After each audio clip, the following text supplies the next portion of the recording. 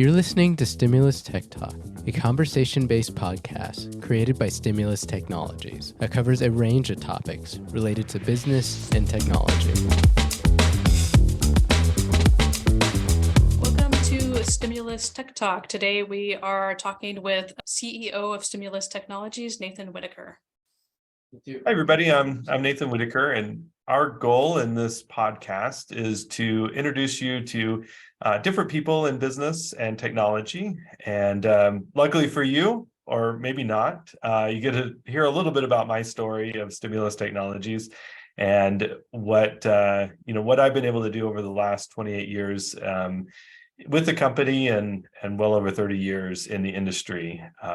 So it's a great pleasure of mine to be with you and to talk a little bit about technology, a little bit about business. And our goal is to give you an introduction to this with a bunch of different people over the time of this podcast. All right, Nathan, why don't we talk about the beginning of Stimulus? Take us back to 1995. What was it about your first job that led you into the computer world? I'd actually always been interested in computers ever since I was a young kid. My family bought an Atari 800 XL when I was 8 years old, or actually a little bit younger. And I used to learn how to program on it, basic programming language. And my brother and I experimented around quite a bit on that computer. And that kind of started off my desire to enter the technology field. Shortly after I was 16, got a job at a small computer store where I was building computers, helping with returns, customer service. It was just a small computer store, but it got me hands-on with computers and with the industry. And, at that time in 95, things were changing quite a bit. And the gentleman that owned the shop decided to close it down. And that's what made me interested in, starting my own business. I was seeing what he had, and that's when I decided to start my own. Okay, so when you decided to start, you approached your dad, and with it, what was his reaction? As a father, I'm sure, 16, 17-year-old coming and saying he wanted to start his own business, with some trepidation. But my brother and I were both excited about it.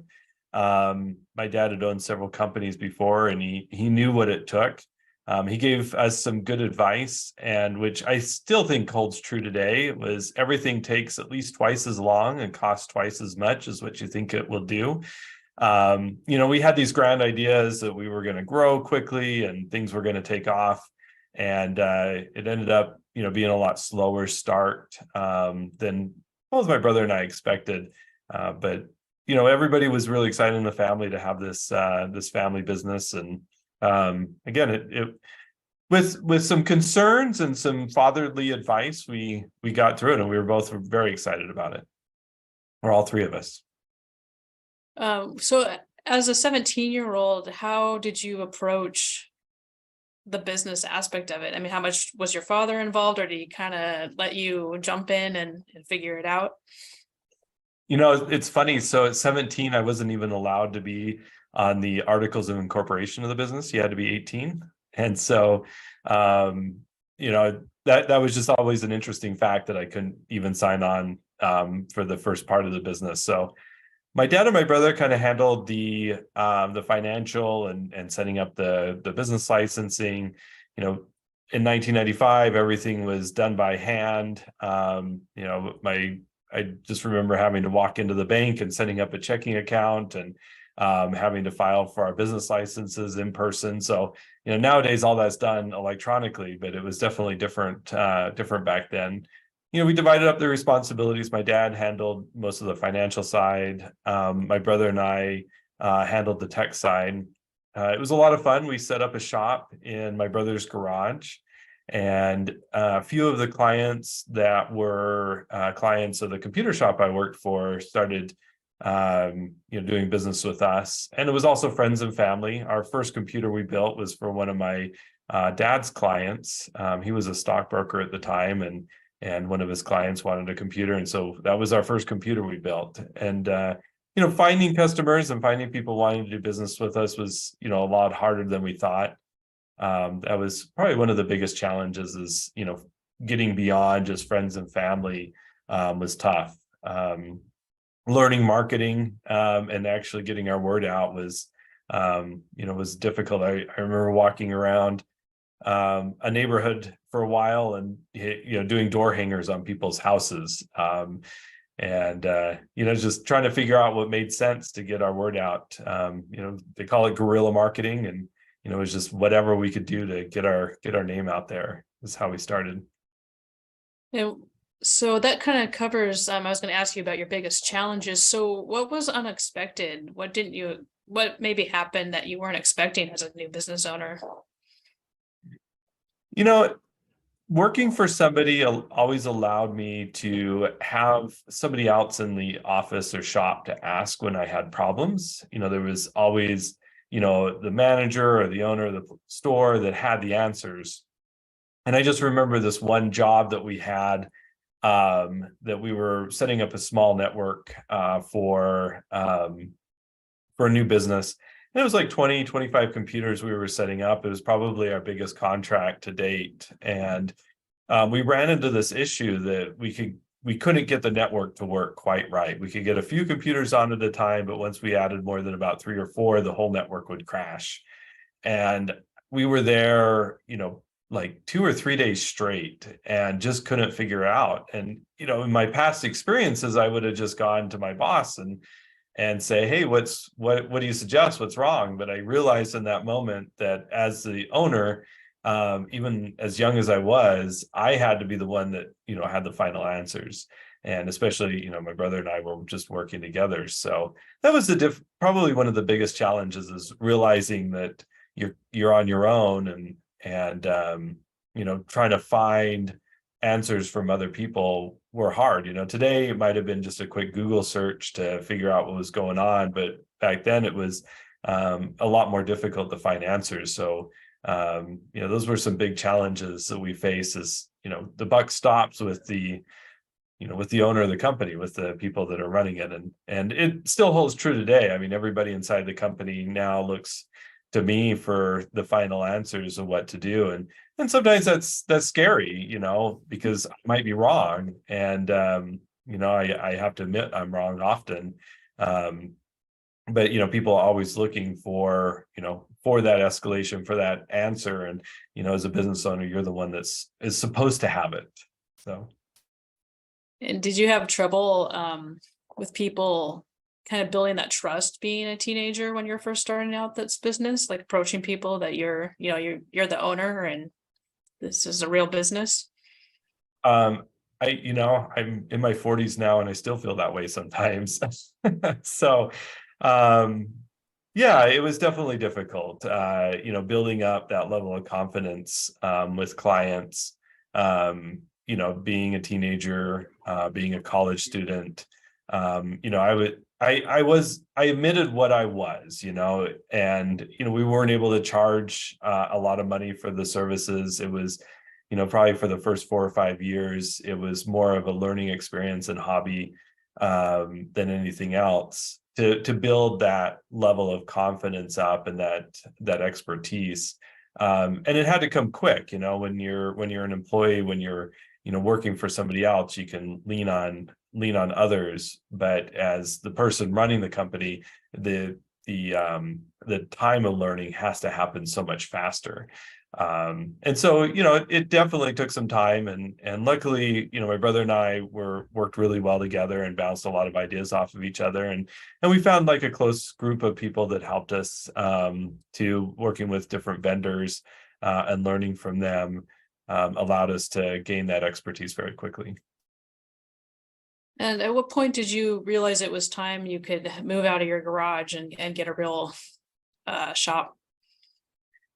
So that actually, I actually stepped away from the business for 2 years to serve a mission for my church. And while I was gone, my brother was running the company and had a client that offered a small space in an office next to them that we moved into. And so when I came back from my mission, that's what what he had done while I was gone.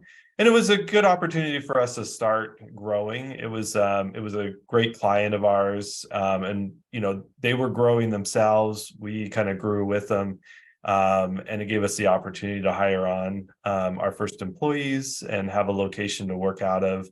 About the same time, while I was gone, my brother was working on some software projects, and one of them really took off.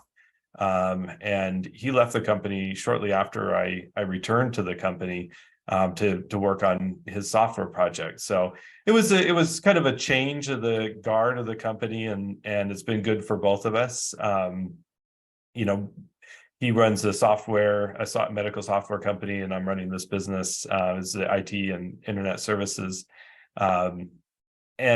But that is scary to step out on your own. I remember moving out of that really good deal of an office sharing with one of our clients into our really first office space that we're paying good money. And having that weight of now I have a monthly lease to pay for, and make sure that we have enough income coming in every month to pay for our employees, pay for this lease and the additional things that we have going on. It was a big change for us. But you have to make, there's risks in business, and you have to make those choices and accept the risks that come with them. If you're too fearful of risk in business, you lose out on a lot of opportunities. And so, taking those calculated risks and making sure that you're balancing that out with understanding what the consequences might be if it doesn't work out, and mitigating those consequences as best as possible. I've had to learn, small step after small step over the last almost 30 years of running the company. And so over 30 years, it's a very long time, and you're still pretty young. So what are the biggest changes that you've seen in the industry since you've started? So, when I got my first job, we were installing DOS still on computers. Most of the machines were running DOS 6.2, and we installed a lot of WordPerfect on computers and tech screens. I remember, Windows 3.1 came out while I was working at that shop, and that was a huge change. And you could network the computers, share files. The internet was in its infancy in college, and actually in high school, and then in college, I did a lot of work initially with the internet. And one of the things that excited me too is this new operating system that came out, which was Linux, which is the inspiration for our logo for our company. And we used it quite a bit, but this infant operating system that was open source, people were willing to share it and develop on it. And we used it quite a bit inside our company, and contributed a lot to Linux and to the development of it. And it was all in its infancy. Even Microsoft was really in its infancy. When we started the company, Windows 95 had just come out, and we started installing that on computers. And that was really a change that, Windows 95 was a nice graphical user interface. The web really started becoming popular in the late 90s, and people were using these devices. And you think, that wasn't that long ago. I mean, I said 30 years, but in the time frame, you think about all the things that have happened in the last 30 years. 30 years ago, most people didn't have cell phones. They might have had a pager. If they had a cell phone, it was a flip phone. It was just a really basic, voice communication. Nowadays, we have more power in our pockets than mainframes back, when we started 30 years ago, which makes me excited. What's the next 30 years going to bring in the industry? But it's just changed the way business has worked, and that's over time. I've learned that one of my favorite things about technology is seeing how technology can help companies and help people enhance their lives.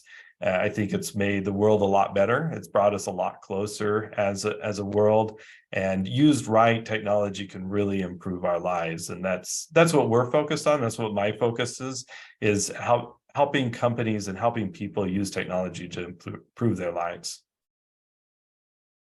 All right. And so what, as we're wrapping up here, what advice would you give to somebody maybe a teenager or a young person just starting a business, especially if they're getting into technology? So I'd still go back to my dad's advice from a business standpoint. Things take a lot longer and cost a lot more than you ever expect. I mean, I have a lot of friends that come to me that want to start businesses, and I ask them, a few questions. Usually, the question is why, and a lot of people want to start businesses because they're tired of having a boss, or they want the freedom to do what they want to do. And and I quickly explained to them that that's honestly the wrong reason to start a business, because in the end, the business itself and all your clients become your bosses. So from going from one manager or boss or whatever you call it to many, and the business has its own personality of its own, it's a lot more complicated. It's a lot of fun. I love it, but you have to have the drive to push back against those challenges. And it's no, the statistics are clear that business is really hard. It's a big challenge. And that's why most businesses don't make it past 5 years, is because you have to push past so many challenges and so many roadblocks. And, there's no anticipation of making any money for the first couple of years in business. Even if you're well funded, you look at these tech startups, that have become great businesses, but the Facebooks, the Ubers, the Googles, all these large companies, Amazon, they didn't make money for the first 5 to 10 years of their existence. The only reason that they made it through that is because they had the backing of large investors.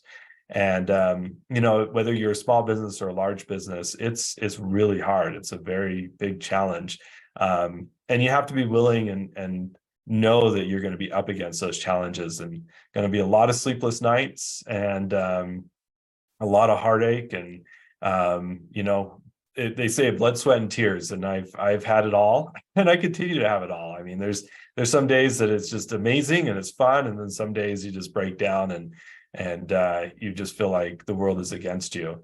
But it's, I wouldn't change it for anything. I'm glad I did it when I was young, very young, because I had to grow up very quick. You have to mature very quick, and you got to put off a lot of things. When I was running this business and going to school, there was no fun parties. It was a lot of hard work. I grew up very quickly because of it. And, it just makes you grow very quickly, no matter what age you start. So again, it's a challenge, and you have to realize that it's going to be a challenge. But if you have a great idea and you have a concept that the world wants and needs, it's worth the effort. Just be willing to push past it, and that's what I've learned.